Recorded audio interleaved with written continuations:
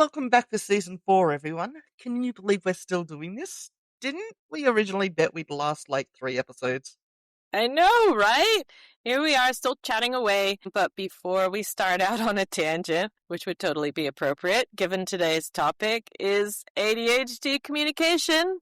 Yep, absolutely. Today we're diving into the wild world of how people with ADHD communicate and the fun struggles that come with it. And we'll also cover how to communicate with us chaos goblins more effectively. Spoiler alert, it involves a lot of patience and maybe some glitter, but hopefully biodegradable glitter.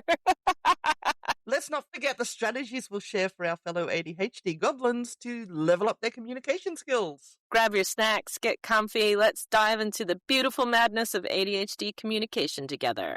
Woohoo! Dun, dun, dun. I don't know. Tell me you love my beautiful music. I love your beautiful music.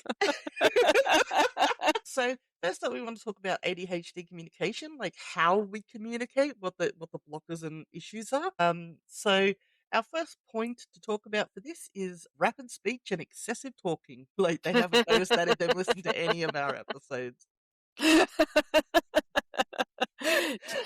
Especially when we upload a spare episode of us just excessively talking about stuff because we can't actually hang up. Yeah. Sometimes it's nice to talk to another person instead of myself in the mirror. Okay, I get excited. So that's fair. Point 1, excitement overload. When we get excited about a topic, we often speak faster and dominate conversations. It's all about enthusiasm that sort of takes us over, and yeah, we just gotta get it out. Yeah, we gotta get it out.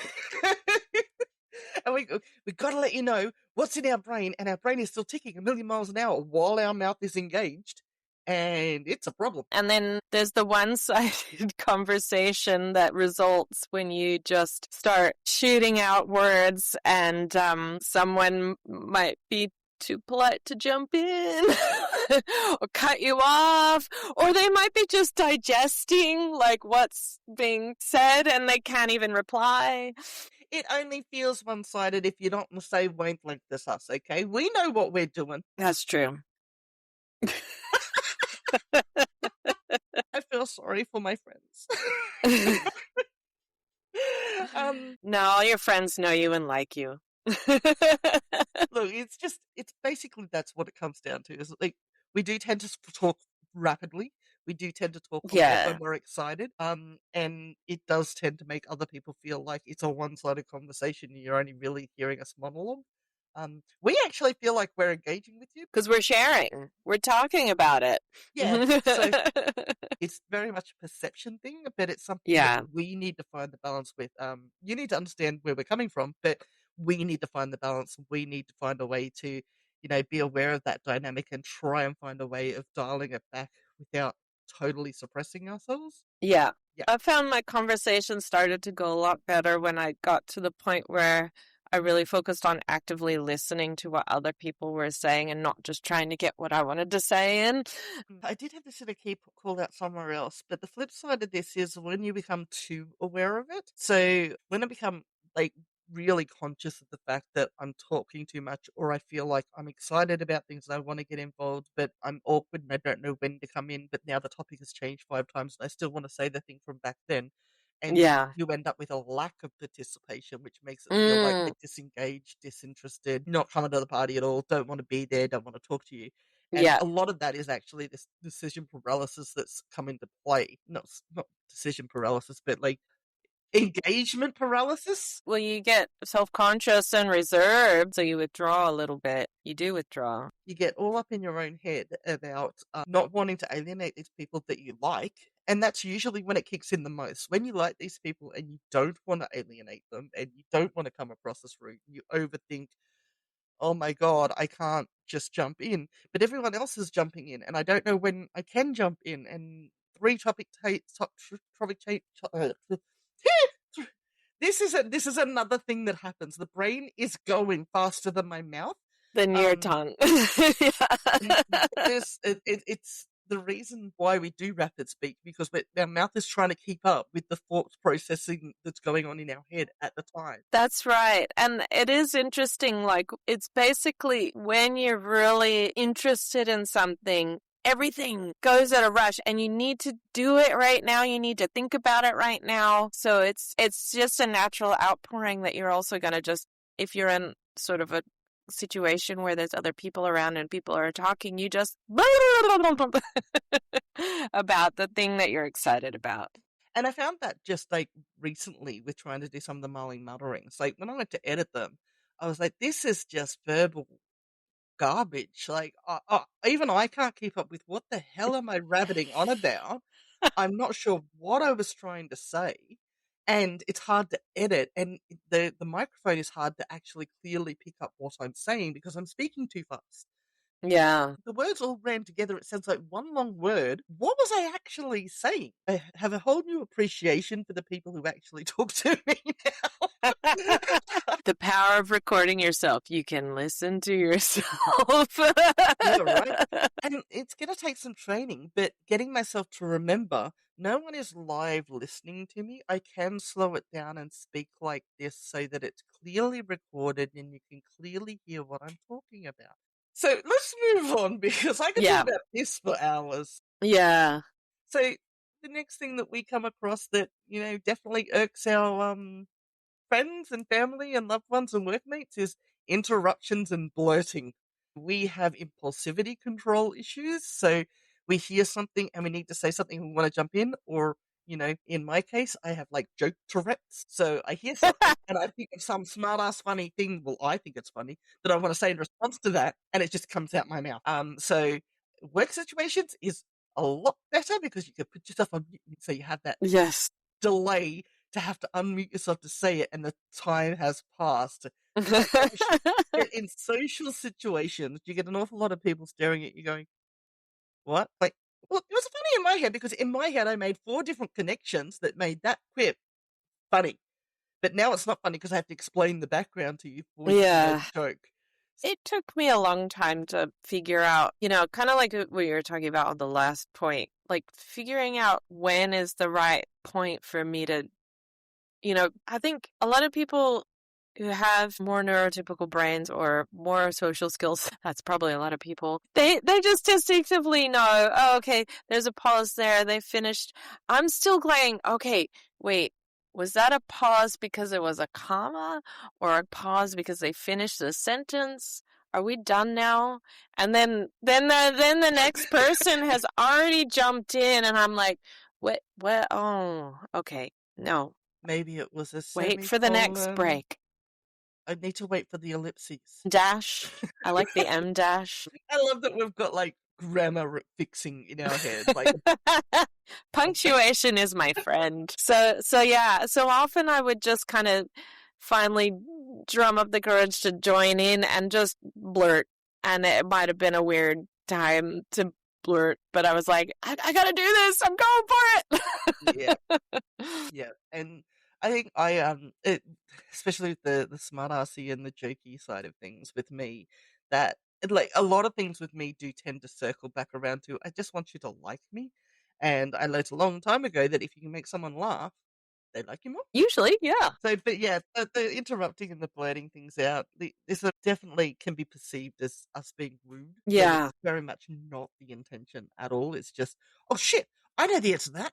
Jump in. Yeah, and I struggled a lot with that, with on top of not wanting to, like, being very, very conscious of not wanting to be rude. And then there's this constant tension between, I want to participate, but I don't want people to hate me because I jumped in at the wrong time. It can be, just being, in a situation where I definitely know it's okay and the people like me is much easier. 10 minutes of Marley waffles and tangents about interruptions, how she irritates Beth, and how her relationship with you dictates her response to you trying to help her find the right word in her head later. Anywho, I think we've probably gone on with interruptions and blurting. Yeah. Now we can go to our favorite. Topic switching and tangents! Tangents! We're pros! part of it is natural curiosity. So our brain does tend to be a little squirrely. And by squirrely, I don't mean nutty. I mean like, oh, squirrel. So, when something is happening and something is tangentially related to something that's vaguely interesting, our brains sort of latch onto it and go, ooh, wonder what that. I love the free association. Free association. I could free associate all day long. Yeah. That lateral thinking. This thing is connected to that thing over there. That's so exciting. Oh my God, not that thing. No. I think one of my favorite examples of that, and I know I've said it before, but I'm not a huge Gilmore Girls. Like Lorelai Senior, the mother, was explaining to Laurie, the daughter, what goes on in her brain. I wonder if I can get the audio clip and shove it in here. You probably can. Monkey Monkey Underpants is how it ends. Yeah. Monkey Underpants. Yeah. It's actually, like, the whole monologue is, like, really, really, like, this is what happens in my brain. Because my brain is a wild jungle full of scary gibberish. I'm writing a letter. I can't write a letter. Why can't I write a letter? I'm wearing a green dress. I wish I was wearing my blue dress. My blue dress is at the cleaners. The Germans wore gray. You wore blue. Casablanca. Casablanca's such a good movie. Casablanca, the White House, Bush. Why don't I drive a hybrid car? I should really drive a hybrid car. I should really take my bicycle to work. Bicycle, unicycle, unitard, hockey puck, rattlesnake, monkey underpants. I love that I've just tangented us off into the movie now. So, meanwhile, I've started watching Kim's Convenience, just so you know. Was it good? I actually am enjoying it, yes. Okay. All right, bringing us back. The point 2, lost focus. What were we talking about? Topic shifting and tangents. I'm going to have so much fun editing this one. Yes. So, yeah, this can cause, people we're talking to feel really lost about what the hell's going on and how we ended up there. And we can't remember how we got there. It made sense at the time. If you record a conversation, I can tell you what my thinking process was and how I got from there to there. But if I have to remember it and go back over it, you're out of luck. Someone needs to actually record what the hell I'm talking about. You can never work your way backwards. Like, it just doesn't work. But, like in a more social context, if you're just sitting around shit talking and having a laugh, these are the fun conversations. Like even neurotypical people love these conversations because they're amusing. Absolutely. It's less fun in a work environment. Yeah, I guess it really depends on the specific social situation that you're in. It's like trying to focus and get things done. It's horrible. But if it's like 3 a.m. and everybody's like leaning against the wall and you're chatting about stuff and solving all the world's problems, those are the best conversations. So, other key call-outs when it comes to our communication style is time blindness in timing, awkwardness with endings. You'll notice that we'll drag the end of meetings and recordings and things out because we don't know how to say goodbye, and we don't know who's supposed to leave first, and we don't know what the protocol is here. And then you remembered and free associated something else that you really wanted to say right at the end of We've never done that. We've literally never stood on the corner outside a pub apologizing to Matt because this is how ADHD people say goodbye and you're never getting home. Sorry. Yeah. What is the SpongeBob meme? 4 hours later. Yes. But we also have trouble gauging how long we've been talking for. So AJ's supposed to be home by 9. Yeah, she'll be home sometime around 3. But that'll mostly be Molly's fault. I think that's 50-50. Yeah. What are some other key call-outs that we want to cover? So we already touched on the lack of participation when we get caught too much in our head about overanalyzing all of our other stuff and getting caught in, oh shit, am I talking too much? Am I talking too fast? And you end up saying nothing. Emotional amplification obviously is a call out to the fact that we do have emotional regulation problems. So minor issues can escalate quite quickly due to problems with us regulating our emotions and responses to things.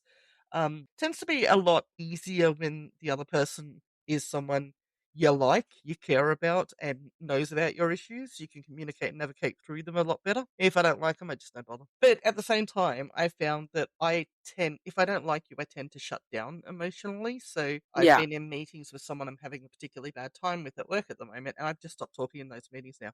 Altogether. I know what they need to know. I know what the answer to that is, but unless they ask me directly, I don't bother piping up. Yeah. You just have to disengage so that you know you're not going to blow up.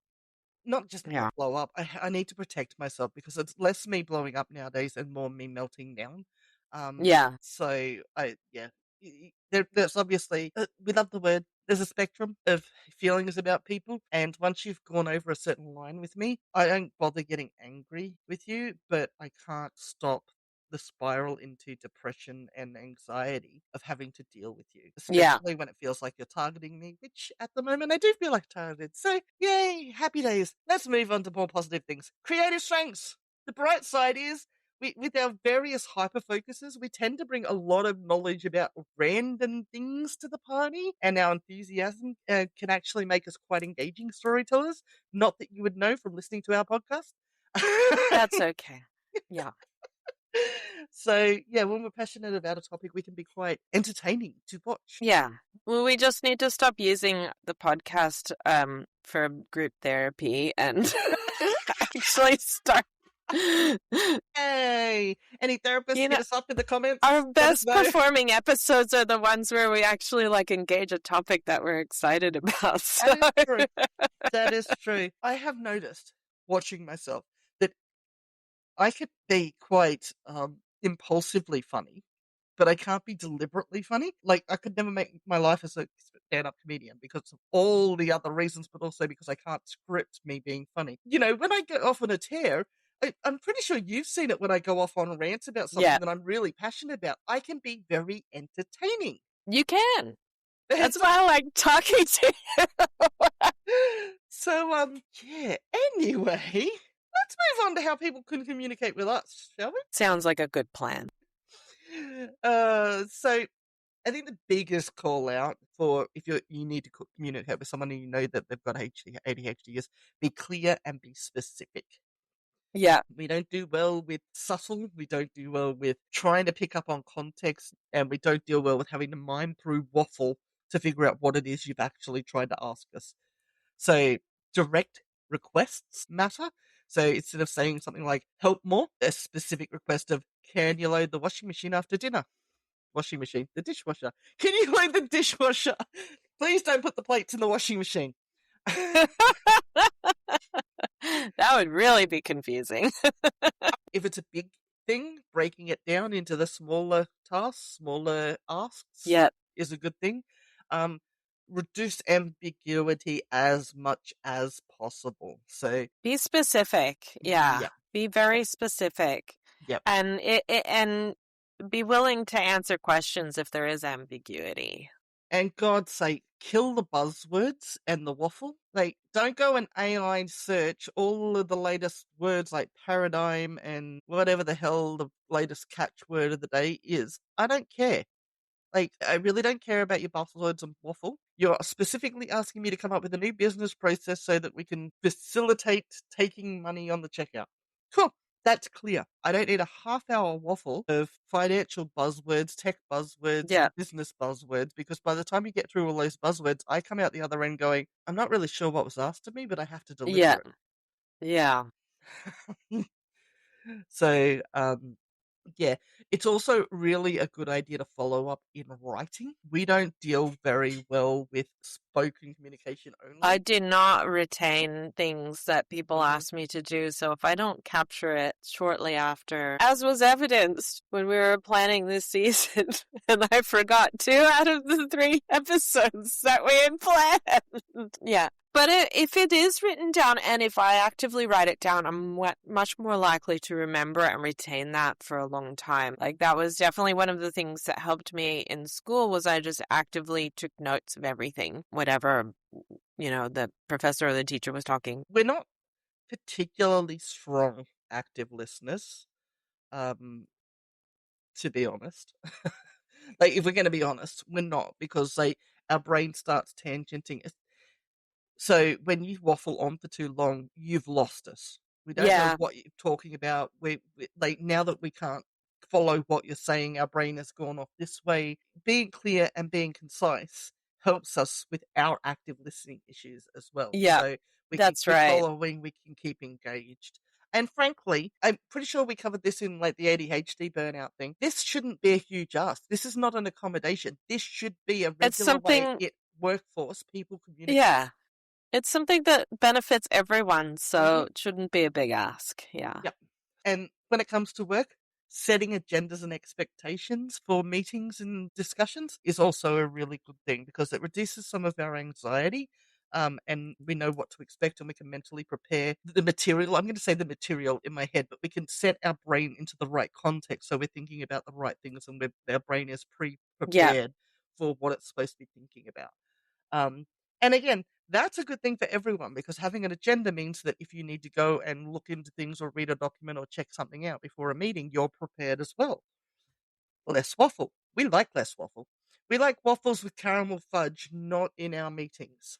Again, social context is everything. If you're at a party, you can be as ambiguous as you want. But if you want something to actually happen, being clear and concise and not being ambiguous is really good. Yeah. So communication approaches that tend to work well with us, active listening techniques like, paraphrasing back to us or summarizing what's been said to communicate that and help us be engaged. Again, I think that should be a fairly standard ask in a work environment that makes sure that everyone is on the same page and following along because if you've got to Yeah. deliver things and it's all part of like we're all cogs trying to move together, you need everyone to be turning in the right direction. Environmental aids like visual aids and routines and concise instructions and shorter conversations instead of long meetings. Great tools for working on communicating with us. Yeah. The last two notes I have are actually the interesting ones. So, practice patience and positivity and feedback delivery. These are two different things. So we don't deal well with blame words. Um, always, never. We need to strengthen our requirements process. Things like that feel like we're being called out and criticized, especially in a setting in front of other people. Not a lot of people actually do. That shouldn't be a new situation for people. Like nobody likes to feel like they're a scapegoat tethered out as sacrifice in front of an audience. Yeah. But if you're someone who has like emotional regulation issues and all the attendant problems, then it's 1,000 times worse. So, yeah. So we deal well with praise in public and criticism in private. And I think that's fairly standard for most human beings, isn't it? We don't Yeah. like to be pointed at and laughed in front of other people. We just have that problem regulating. So, if you Yeah. need to give us constructive criticism, you need to make sure the language is not overtly negative. It is constructive criticism, and it needs to be done private, one-on-one, or two-on-one if you need a manager and a facilitator, or whatever. But Yeah. it shouldn't be done in an all-staff, all-hands, all-in meeting to say, oh, well, this was great, but Marley could have done a better job. Yeah. And I know no one's ever going to actually say that, but when you say things like, oh, that's great, but we've got some key learnings here on how to improve the requirements process. That's what Marley hears because Marley's whole job was the requirements process. Yeah. That, you didn't give me clear instructions and clear deliverables, and that's why your requirements suck. I can tell you still got some baggage to unload. Moving on. Moving on. Well, I do think I think there's something really good to unpack there just to tie back to that clarity of communication that I think it's not even criticism. It's just a straightforward, we needed this benchmark or this measure or this outcome, and it didn't happen, is a lot easier to handle than this wasn't good or, having that judgment call. I think that's why, agile methodology has retros built into it. Yeah. Root cause analysis has PIRs built into it. None of them ever go well. And I think that's because everyone slips into a what went wrong focus. Yeah. And who was responsible for what went wrong focus. Yeah. Well, And that's the problem.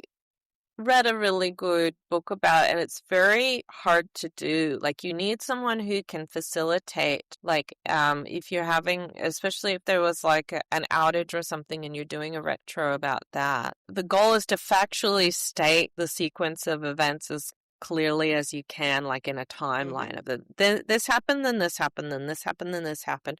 No one is allowed to apologize. And all the focus should entirely be on what would we do next time, basically. So then it's like an action statement rather than well, this went wrong because of this. It's more like, these things happen. What can we then do? Yeah. But you need someone to make sure that nobody gets into that blame culture and preserve the psychological safety. And that is really tricky. Like, I think people naturally don't do well with that. So you build the learning in, you don't just use it to flog. Let's move on. So let's talk about some strategies for people with ADHD, how they can improve their communication and overcome some of the natural tendencies that are a little bit derailing. Yeah, I'll let you lead this one off while I sit Okay. still grumble under my breath about my trauma. So, basically, all of these fall under the umbrella of self-management. And, I'll just kind of ad lib here that a lot of that is just starting with being aware of what you're doing and kind of, so, going through the list, noticing when you're doing it out in the world, but then using your own tools that you've developed or that you hear about and learn about so that you can basically tackle your challenges. So, I'm thinking, I'm waffling here, trying to make the words come out. It's like crossing the road. Stop, think, look both ways, then cross. Yeah, well, that's what I was going to say. If you think about, like a particular thing that you want to be better at, like active listening, just bringing that to the forefront in conversations, planning ahead so that you're prepared. Like, oh, there's going to be a morning tea at work and I'll probably be having conversations. So I'm going to try and listen and really get engaged with what people are saying and not jump in or I'm going to practice not talking over people, or I'm going to practice, being intentional. It's interesting because one of the things that I found while I was reading it about our communication styles and things we can do to try and help improve it, one of the things that came up a few times was that active listening internally thing. And I'm like, that is interesting because when I try to actively listen and mentally summarize and keep track of things, that's when I lose the ability to listen because my brain is so busy cataloging the things I need to remember that I've now lost track of the conversation. Yeah. So yeah. I find it interesting that that a lot of places have recommended this. Whereas I would have thought that the better approach would actually be to prepare for active listening by those agendas and stuff, preparing as much as you can about what might be discussed about it so you can be actively listening and participating instead of trying to think through what the solution or answer or whatever your response should be. You're as mentally prepared as you can be with all that already loaded into your active memory, I guess. Yes. Yeah. So that you can be more present in the discussion. Yeah. Yeah. And then this next one I really gel with as well is pause before responding. Just taking a breath. Someone asked you a question about your color changing icing idea before you go ballistic. Yeah, obviously, like in a hybrid work environment or current work environment where a lot of meetings are digital, that's a lot easier to handle because you just put yourself on mute, so you have to take an active step to unmute yourself to talk. Yeah. Highly recommend no one ever let Marley just not be on mute. Trust me, not good, not pretty. It's the same thing with interruptions. Trying to remind yourself to wait before jumping in and interrupting what someone else is talking about. And tools, like I'm all about the tools. It took me a really long time and the advent of smartphones, but using calendars to help you schedule in things and keep track of time, things like preparing ahead of time working on your small talk. I'm terrible at small talk, but I Oh, have gotten better. look, have you seen one of the links that I've got in the show notes is actually for Small Talk 101? Wow, that's cool. The one that I did recently was coming up with icebreakers. And it was more because of we were planning a social event at work and somebody was like, oh, well, we've had a lot of new hires recently. Let's have like a little icebreaker activity. And I found one that was specifically for like sort of neurodivergent friendly icebreakers because a lot of them can be quite painful to Mm-hmm. neurodivergent people, especially depending on your particular Mm-hmm. neurospicy flavor. So um this one that I picked was tell the story of your name, and you can share whatever you, as much or as little as you want, about whatever part of your name. Maybe it could be something about your family name and you had a famous ancestor. Maybe it could be like how your parents picked your first name or something about your middle name. And then that it would help people remember your name as well, make it more memorable and tell them something about yourself that's slightly more than my role description is blah. So Yeah, yeah. because like that is one with like I think it's more the AU side rather than my ADHD side. Mm-hmm. I have a real problem when they start blending too much personal context into the work environment. A lot of those agile and Jira like recommended icebreakers and team games Yeah. thing are too personal for the Yeah. people I'm doing them with, and they make me extremely uncomfortable, Mm-hmm. unlikely to engage. So some of them that they have like, pick the meme that best represents you. That to Mm-hmm. me belongs on a fucking psychologist couch or swapping memes with friends, Or not an anonymous workmates. forum where people don't know who I am. Correct, right? So, Yeah. but depending on the makeup of the squad, they may be people I've worked quite closely with and I'm fine with it. But you introduce one person in that's new and I haven't worked with before, and suddenly I am too anxious to do this because the Yeah. context is now way back into professional land, and I'm not willing to do that. Um, Another one was like, here's a window, show us the weather outside based on your emotional mood currently, or some shit like that. Yeah. And that was the one where I That's actually too stopped much it. group therapy right there Yeah. for a So work setting. and it was supposed to be Yeah. mood with regards to the work or whatever, and I'm like, I'm still Yeah. not It's comfortable with that. Maybe neurotypical people think these are fun and quirky. I feel like you're trying to look into my soul. It makes me yeah. extremely uncomfortable. Yeah. The Yeah. context is not right for that game. So, yeah, depending on your neurospice, the context matters when it comes to the communication tools involved as well. For So, sure. you know, and oddly enough, one of the best ways to help you self manage your communication issues is weirdly communication. Letting, Practicing. well, no, letting people know. So when you've got new friends Yeah. who aren't quite aware yet, okay, I don't mean to be rude. I'm trying to work on this, but I do have ADHD, so I tend to jump in. Feel free to just talk over the top of me like I'm not there if I'm getting too annoying, or just tap me on the Yeah. shoulder, or whatever your chosen preference is. Um, because I don't want to alienate people I'm trying to form friendships and relationships Yeah. with. So transparency is better. Obviously, that also slips back into the context setting where I don't know you that well yet. How much do I want to let you inside my head? But you've got to find a middle ground. Uh, it's the same as Yeah. like at work, letting them know at work that you have ADHD, Yeah. and therefore, especially in a work environment that is not actually set up to support that. Yeah. And I think that as much as it can be hard, like the more that people in general talk about it and bring it up, it really does destigmatize. So, I'm sure in the last even 5 years, like the general perception and understanding of, hidden disabilities like ADHD really changed a lot as the general knowledge has grown. My favorite way of explaining it is I don't need work to give me special crayons to work with because I'm ADHD.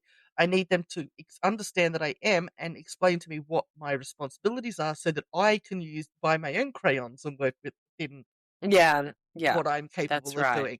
Because like you're after outcomes and deliverables. And really, when you break it down, that's all life is, outcomes and deliverables. So even socially, outcome is I want to have an enjoyable time with my friends. Outcome is I want to meet new people and forge new relationships.